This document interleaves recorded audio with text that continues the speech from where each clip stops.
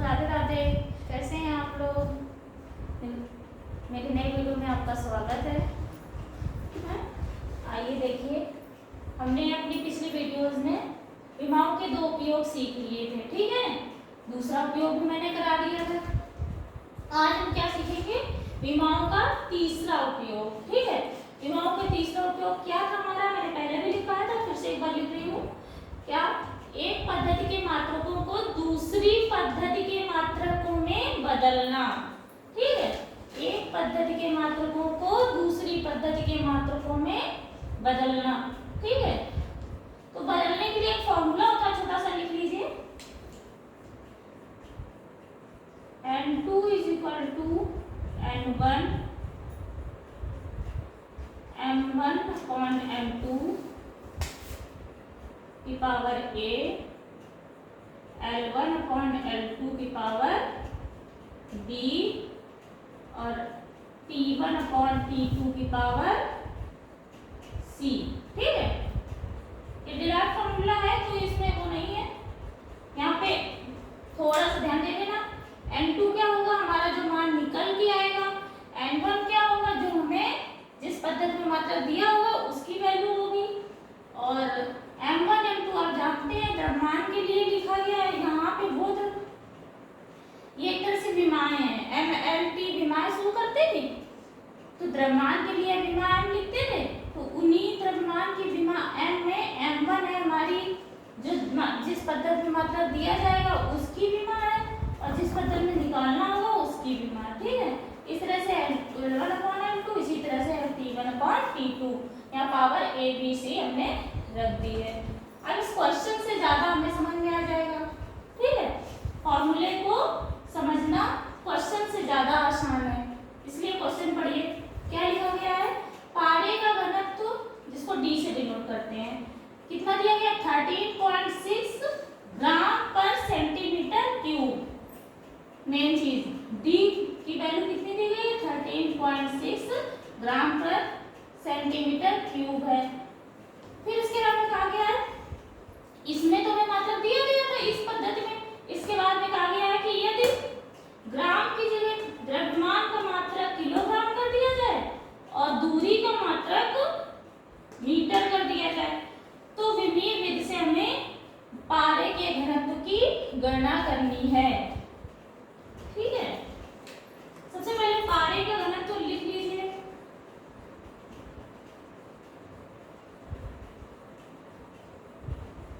क्या दिया गया था हमें? यानी हमें N1 की वैल्यू दी गई थी, कितनी? 13.6 ग्राम पर सेंटीमीटर क्यूब, ठीक है। इसके बाद में हमें चेंज किसमें करना है? किलोग्राम और मीटर में। और सुन लीजिए, अगर आपको याद हो तो घनत्व की विमा क्या होती है? घनत्व की विमा, भाई विमीय विधि से हम चेंजमेंट करना है तो विमा का यूज तो होगा ही। तो विमा होती है घनत्व की हमारी ML-3,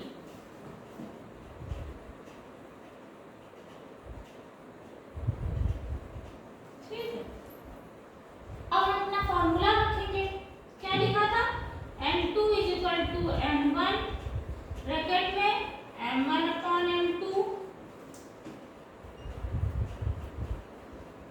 N1 into L1 upon L2, power लगा दीजिए, यहाँ A यहाँ पर B, फिर T1 upon T2 power C, ठीक। N2 की वैल्यू हमें निकालनी है। N1 क्या दिया गया है? 13.6। अब देखिए, M द्रव्यमान, द्रव्यमान के लिए पहले पद्धति में हमने क्या लिखा था? ग्राम। तो M1 की जगह जो पहला दिया गया था वो लिखेंगे, यानी ग्राम, ठीक। और M2 की जगह जिसमें बदलना है, किसमें बदलना है? किलोग्राम में, तो नीचे लिख देंगे किलोग्राम। पावर, अब देखिए M की पावर क्या है यहाँ पे?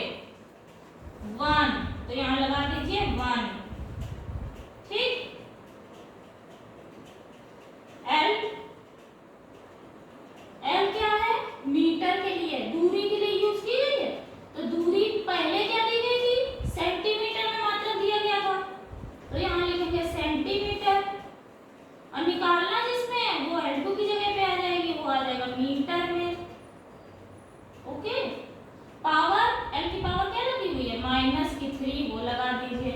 अब t का कोई वेरिएबल यहाँ पे नहीं है इसलिए हम इसको छोड़ देंगे। ठीक है, अगर t का भी कोई वेरिएबल होता तो यहाँ पे उसको भी लिखते, m2 ऐसे लिखते। चलिए फिर से m2 13.6। अब देखिए बहुत सी नॉर्मल सी छोटी सी बात है कि 1 ग्राम में कितने किलोग्राम होंगे, 1 ग्राम में कितने किलोग्राम होंगे। तो हम सभी जानते हैं कि 1 किलोग्राम में 1000 ग्राम होते हैं, तो 1 ग्राम में कितने किलोग्राम हो जाएंगे, इसका रिवर्स, यानी 1/1000 किलोग्राम बटे किलोग्राम, वो किलोग्राम में ही रखे।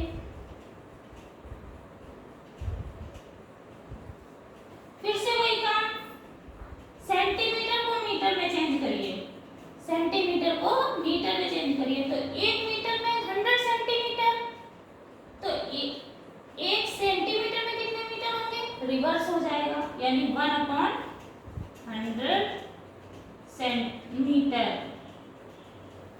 भाई बड़े से छोटे से बड़े में आ रहा है तो रिवर्स में रखना पड़ेगा, मीटर। पावर लगा दीजिए, 1 पावर लगाने का कोई मतलब नहीं है, और यहाँ -3। अब देखिए नेक्स्ट लाइन में m2 = 13.6।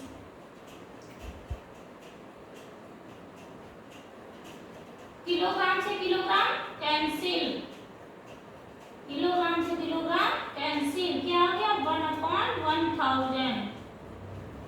ओके, आगे देखिए मीटर से मीटर कैंसिल, क्या आ गया, 1/100, पावर क्या, -3।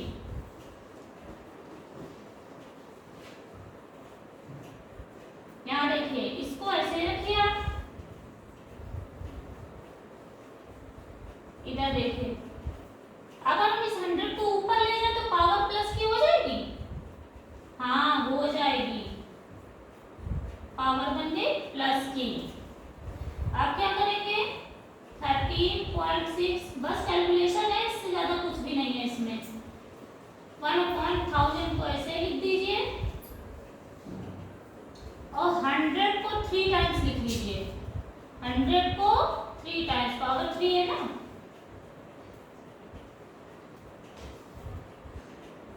देखिए 1 0 2 0 3 0, 3 0 ऊपर के नीचे से कैंसिल, क्या आ गया, 13.6 इंटू 1000 आ जाएगा। 1000 को क्या लिख सकते हैं, 10 की पावर 3, यानी m2 = क्या आ गया, 13.6 इंटू 10 पावर 3।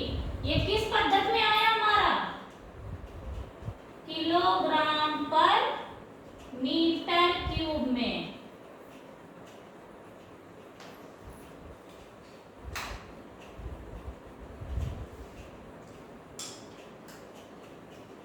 फिर से एक बार अच्छे से देख लीजिए, हमें ग्राम को और सेंटीमीटर को किसमें चेंज करना था, किलोग्राम में और मीटर में चेंज करना था। हमें पता है घनत्व की विमा क्या होती है, m/3।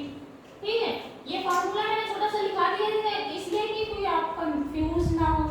m1 हमें जो दिया जाएगा, m2 जो निकालना होगा, l1 जो दिया जाएगा, l2 जो नीचे में निकालना होगा, t1 जो दिया जाएगा, t2 जिसमें निकालना होगा। ठीक है, m1 क्या था, हमारी जो वैल्यू दी गई थी 13.6 घनत्व की वैल्यू दी गई थी, हमें ग्राम से किलोग्राम में चेंज करना था, इसलिए हमने किलोग्राम को नहीं चेंज किया है, ग्राम को चेंज किया है। नेक्स्ट लाइन में देखो, ग्राम को चेंज किया किलोग्राम में, तो जब हम बड़े से छोटे से बड़े में जाएंगे तो हमें रिवर्स में वैल्यू रखनी पड़ती है। 1/1000 किलोग्राम, यहाँ 1 सेंटीमीटर में कितने मीटर होंगे, 1/100 मीटर। बस सबको सॉल्व किया, किलोग्राम किलोग्राम कैंसिल, इसके बाद में यह 1/1000 आ गया, यहाँ 1/100 आ गया। पावर माइनस में है तो इसको पलट दो, पलट दोगे तो पावर प्लस में हो जाएगी। अब क्या हुआ, इसको मल्टीप्लाई कराने के बजाय हमने 3 टाइम्स लिख लिया, पावर 3 थी इसलिए 3 टाइम्स इसको 100 को लिख लिया। 3 जीरो से 3 जीरो कैंसिल हो गए, यहाँ आ गया 1000। देखिए 100 इंटू 10 क्या मिलेगा 1000।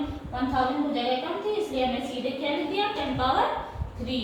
अब ये वैल्यू जो हमारी m2 की आई है यानी घनत्व की आई है, ये किसमें आई है 13.6 इंटू 10 पावर 3, यानी किलोग्राम पर मीटर क्यूब में चेंज होने पर घनत्व की वैल्यू क्या हो जाएगी 13.6 इंटू 10 पावर 3 पर 80। ठीक है, आई होप आपको वीडियो अच्छी लगी होगी, मेरा सब कुछ क्लियर है कि नहीं आप जरूर कमेंट्स करके बताइए।